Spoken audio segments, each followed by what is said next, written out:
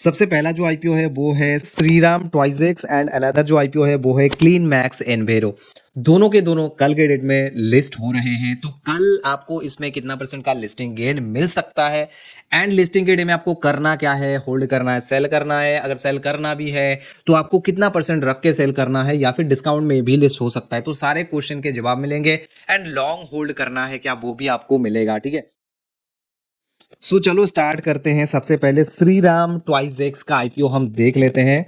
तो सबसे पहले बात कर लेते हैं इसमें लिस्टिंग गेन कितना मिलेगा। कंपनी वैल्यूएशन 415.74 करोड़ का था, उसके ऊपर 110 करोड़ का आईपीओ उठा रहा है, पैसे उठा रहा है मार्केट से। देखो सबसे पहली प्लस पॉइंट मैं आपको यहाँ पे दिखाऊं वो ये है कि कंपनी का जो डेट है साल दर साल कम हुआ है, बढ़ा नहीं है। 3 साल का डेटा है, कम हुआ है, ये बहुत बड़ी पॉइंट है।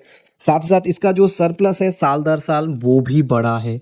साथ ही साथ अगर आप देखोगे इसका प्रॉफिट आफ्टर टैक्स वो भी बढ़ा है। तो ये सारे के सारे इसके फेवर में है। अब जो चीजें हैं वो थोड़ा सा मतलब इसके फेवर के बाहर जाता हुआ, देखो प्रोमोटर होल्डिंग 35% के आसपास है, जो कि इतना अच्छा तो नहीं है। साथ ही साथ ईपीएस भी इतना अच्छा नहीं है। पी 30 के करीब करीब है, फिर भी आप पी को मतलब अगर मैनेज कर लो तो प्राइस टू वैल्यू 4 से भी ज्यादा है। और आरओई ये भी इतना अच्छा नहीं है। बाकी और जितने सारे चीजें मैंने आपको दिखाया वो सारे के सारे चीजें अच्छा लगा। अब जो मेन चीज है वो मैं आपको दिखा रहा हूं, ये है सबसे मेन चीज कि इसमें लिस्टिंग गेन आपको कितना मिलेगा। तो इसके लिए देखो सबसे पहली जो आपके क्यूआईबी सब्सक्रिप्शन है वो 3-4 के करीब करीब है, 4 भी नहीं है। और मैंने आपको वीडियो बना के बता भी दिया था कितने एक्स का अगर क्यूआईबी सब्सक्रिप्शन आए तो आपको अच्छा खासा एक लिस्टिंग गेन मिलने के चांसेस होते हैं। जीएमपी जितना है वो मिलने के चांसेस होते हैं। मिनिमम 5%, ऊपर अगर ज्यादा हो तो बहुत बढ़िया है, लेकिन ये 5% पहुंचा नहीं है बिल्कुल।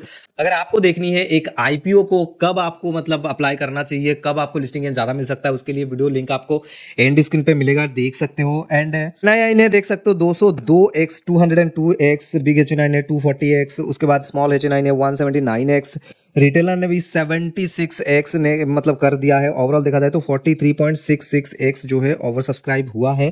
तो इतना भी बेकार नहीं है, ठीक ठाक है। लेकिन क्यूआईबी सब्सक्रिप्शन इतना ज्यादा नहीं आया। अगर इंस्टीट्यूशनल जो बायर होते हैं वो बहुत ज्यादा हावी होता है तो उस वाले केस में ना वो वाला आईपीओ श्योर से श्योर जो है ज्यादा लिस्टिंग गेन लेता है। ठीक है, तो सब्सक्रिप्शन इतना अच्छा आप नहीं कह सकते। अब मैं आपको जीएमपी दिखाता हूं, उसके बाद बताता हूं कि कितना परसेंट का लिस्टिंग गेन आपको मिल सकता है। ये देखो, ये है जीएमपी भाई।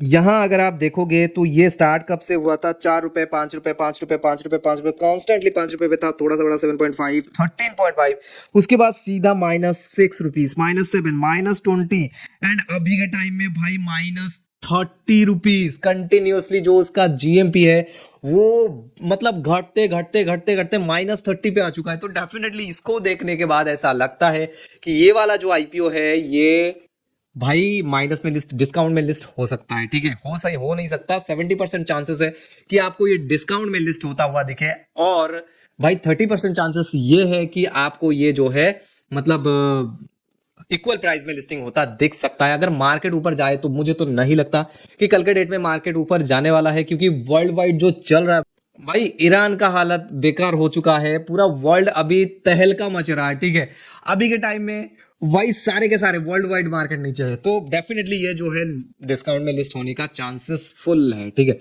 एंड इसमें मैं आपको सलाह ही नहीं दूंगा कि इसमें आप लॉन्ग होल्ड करो। अगर कहीं से कहीं आपको मतलब फुल पैसे मिल जाते हैं, जितने में आप खरीदे हो उतना मिल जाता है तो निकल आना सही रहेगा मेरे हिसाब से। बाकी आपकी मर्जी। चलते हैं अगले आईपीओ पे।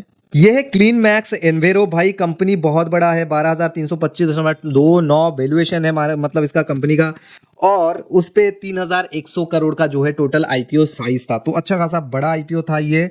तो यहाँ पे आईपीओ तो बड़ा है। अब सबसे इंपॉर्टेंट चीज जो है वो दिखाने वाला हूँ। देखो कंपनी के ऊपर डेट कितना है भाई, कंटिन्यूसली जो है इसका जो बोरोइंग है वो बढ़ रहा है। 5,000 से 7,000, 7,000 से 10,000 करोड़ का अभी माइनस में है। हालांकि 2,500 करोड़ का सरप्लस भी है, साथ साथ प्रॉफिट आफ्टर टैक्स भी इतना ज्यादा नहीं है। तो इस कंपनी में हो सकता है मार्केट वैल्यूएशन अच्छा है, लेकिन और जितने सारे चीजें हैं कुछ भी अच्छा नहीं है। ना आरओई अच्छा है, ना डेट तो भाई बहुत ज्यादा है, डेट टू इक्विटी 2.53, आरओएनडब्ल्यू अच्छा नहीं है, मतलब प्राइस टू बुक वैल्यू भी 4 से ऊपर है। और अगर आप देखोगे प्रोमोटर होल्डिंग वो 49% है, जो कि ठीक ठाक है फिर भी। तो भाई देखो, कहीं से भी कहीं मुझे ऐसा नहीं लगता कि इसमें कोई जो है प्लस पॉइंट आपको देखने के लिए मिला। अब मैं आपको दिखाता हूँ इसका जो सब्सक्रिप्शन है वो क्या कहता है, वो भी बहुत ज़्यादा मैटर करेगा। तो सब्सक्रिप्शन में आ चुका हूँ, देखो QIB ने जो है 2.99 टाइम, और NII ने भाई 1 टाइम भी नहीं, और किसी ने भी 1 टाइम नहीं करा। ओवरऑल देखा जाए तो 0.99 टाइम, मतलब 1 टाइम भी नहीं, मतलब यहाँ पे आपको सब्सक्रिप्शन दिखेगा। तो सब्सक्रिप्शन तो भूल ही जाओ भाई, सब्सक्रिप्शन इसमें आया ही नहीं है। अब हम चलते हैं GMP की ओर। GMP अभी क्या कह रहा है? अब ऑब्वियस सी बात है, GMP क्या ही कहेगा भाई, माइनस में है, माइनस में है, माइनस में है। वो तो -30 में था, ये -35 में है, ठीक है। तो उस हिसाब से भूल ही जाओ भाई। दोनों के दोनों IPO कल के डेट में डिस्काउंट में लिस्ट हो रहे हैं, देखना जरूर से।